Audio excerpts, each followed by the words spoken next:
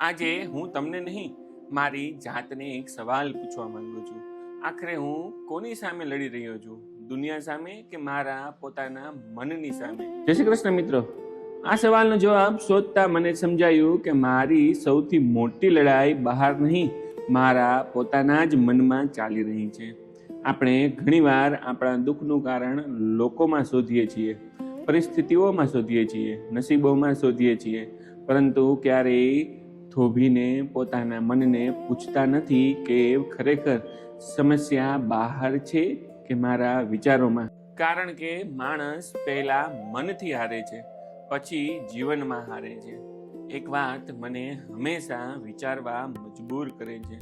પાણી જ કાદવ બનાવે છે અને એ જ પાણી કાદવને ધોઈને નિર્મળ પણ કરે છે. મન પણ એવું જ છે.